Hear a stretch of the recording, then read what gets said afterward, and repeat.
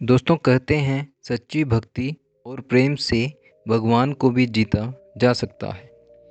दोस्तों आज की वीडियो में हम एक ऐसी कहानी सुनेंगे जिसमें संत का भगवान पर इतना अटूट विश्वास है कि वो प्रसाद में जहरीला भोजन खाने से भी परहेज नहीं करता। इसके बाद भगवान जो करते हैं उसे देखकर सभी हैरान रह जाते हैं। एक सेठ जी बड़े कंजूस थे। एक दिन उन्होंने दुकान पर बेटे को बैठा दिया और बोले कि बिना पैसे लिए किसी को कुछ मत देना, मैं अभी आया।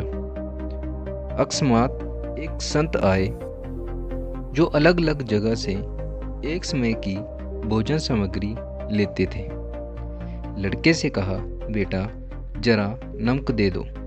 लड़के ने संत को डिब्बा खोलकर एक चम्मच नमक दिया। सेठ जी आए तो देखा कि डिब्बा खुला हुआ था। सेठ जी ने कहा कि क्या बेचा? बेटा बोला, एक संत जो तालाब पर रहते हैं उनको एक चम्मच नमक दिया था। सेठ का माथा ठनका। वो बोले, अरे मूर्ख, इसमें तो जहरीला पदार्थ है। अब सेठ जी भागकर संत के पास गए। तब तक संत भोजन बनाकर भगवान का भोग लगाकर खाने की थाली लेकर बैठ चुके थे। सेठ जी दूर से ही बोले, महाराज रुकिए, आप जो नमक लाए थे नमक नहीं था बल्कि जहरीला पदार्थ था। कृपा करके आप ये भोजन ना करें। संत जी बोले, भाई हम तो प्रसाद लेंगे ही, क्योंकि भोग लगा दिया है। भोग लगाकर भोजन छोड़ नहीं सकते। अगर भोग नहीं लगता तो भोजन बेशक छोड़ देते। ये कहकर संत ने भोजन को प्रसाद समझकर खाना शुरू कर दिया। सेठ जी के होश उड़ गए। वो रात भर वहीं बैठे रहे। सेठ को रह रहकर ये चिंता सता रही थी कि अगर संत को कुछ हो गया तो बड़ी बेदनामी हो जाएगी।